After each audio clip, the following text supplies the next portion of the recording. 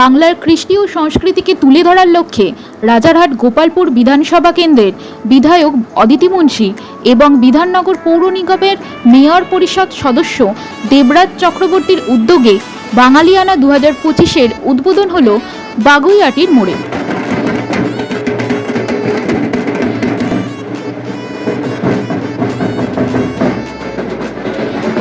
দমদম সাতগাছির থেকে sports complex থেকে দেবরাজ চক্রবর্তী ও অদিতি মুন্সির নেতৃত্বে একটি শোভাযাত্রা বাগুইআটি মোড় অবধি আসে।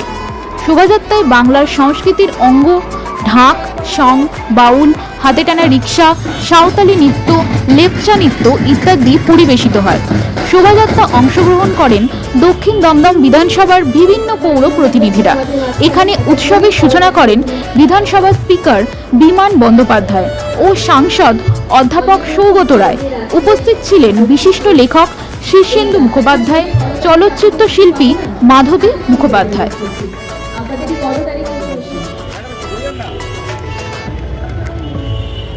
এভাবেই সংস্কৃতি আর রীতি মেনে বারংবার আমাদের সমস্ত আত্মীয়দের ভূমি চালিয়ে যাওয়াদের জীবন্ত কিংবদন্ত লেখক শ্রী শীর্ষেন্দু মুখোপাধ্যায় মহাশয়কে বরণ করে দিচ্ছেন অতিথি গামছা, হাত পাখা। আচ্ছা, আনন্দ তো সবাই পাচ্ছেন বলুন, যার অভিনয় এতদিন আমাদের প্রত্যেককে আনন্দ দিয়েছেন, বাংলা চলচ্চিত্র জগৎকে এগিয়ে নিয়ে যাওয়ার পথ দেখিয়েছেন যিনি। একটা জোরে করতালি কি অনুভব করতে পারে?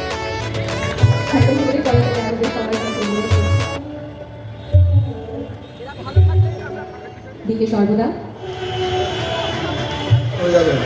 আর এখানে আমাদের যারা উপস্থিত হয়েছেন পুলিশের আধিকারিক অন্যান্য যারা রয়েছেন তাদের আমি আন্তরিকভাবে ধন্যবাদ জানাই। এবং মাধবীদের অনেক বয়স হয়েছে, মাননীয় মুখ্যমন্ত্রী মাধবীদেরকে যে আমরা অত্যন্ত শ্রদ্ধা করেন, আমরা সবাই ওনাকে শ্রদ্ধা করি। ওনার চলচ্চিত্র দেখে এত উজ্জীবিত হয়েছি, তখন যৌবনকালে ওনার ভক্ত হয়নি এরকম যুবক অনেক কমই আছে ওনার অভিনয় দেখে। এবং সেই সঙ্গে সঙ্গে আমাদের যারা রয়েছেন আমাদের মুখ্যমন্ত্রী অদিতিকে অত্যন্ত স্নেহ করে। বিধানসভায় যখন আমাদের অধিবেশন শেষ হয়, এবারে যখন আমাদের অধিবেশনের শেষ দিনে আমি অনুরোধ করি যে আমাদের যারা শিল্পীরা রয়েছেন তাদের একটা সঙ্গীত দিয়ে শিল্পী শেষ করা হয়। তার মধ্যে অন্যতম অগ্রণী ভূমিকা পালন করে অদিতি। মুখ্যমন্ত্রী বলেন জীবনটা ধরুন অদিতি আছে কিনা, অদিতিকে তখন বলতে হবে তুমি একটা সঙ্গীত পরিচালনা করো। এইরকম একজন গুণী দিয়ে আমাদের বিধায়ককে বিধানসভায় পাঠিয়েছেন। আপনাদের সবাইকে ধন্যবাদ জানাই এবং এই বাঙালিয়ানা যেন দীর্ঘস্থায়ী হয় এটা আমি প্রার্থনা করি। ক্রস কালচারের একটা আক্রমণ আছেই। এই ক্রস কালচার অর্থাৎ বাইরে যে সমস্ত কালচার বা সংস্কৃতি তা পরস্পরকে গ্রাস করার চেষ্টা একটু করেই, তার ফলে আমাদের বিশুদ্ধ বাঙালিয়ানা বা আমাদের যে প্রাদেশিকতার বোধ আছে সেটা খানিকটা বিপন্ন হয়ে যায়। আর বাংলা এই বঙ্গভূমিটি বরাবরই খুব সুন্দর দেশ ছিল, খুব সম্পন্ন দেশ ছিল, যে কারণে এখানে বহিরাগতের আগমন সবসময় ঘটেছে। তারপরে ক্রস কালচার আমরা এড়াতে পারিনি, আমাদের বাঙালিয়ানার মধ্যে অনেক কিছু ঢুকে গেছে। তা সত্ত্বেও যেটুকু আছে সেটুকুকে বাঁচিয়ে রাখার যে চেষ্টা, তার মধ্যে আপনারাও সামিল হয়েছেন, এটা আমার ভীষণ ভালো লেগেছে। এর আগে পশ্চিমবাংলার কোথাও কোনো অনুষ্ঠান সমাবেশ হয়েছে বলে আমার জানা নেই। বাংলায় সব সিনেমা মাধবীকে দেখলে খুশি হবে। এই নৌকাডুবি থেকে নিয়ে পরপর ছবিগুলোর নাম এখানে রয়েছে।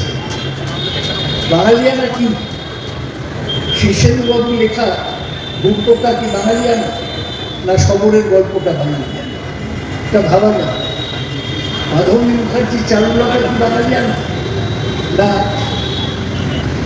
মাধবীদের শঙ্খবেলা বাঙালিয়ানা?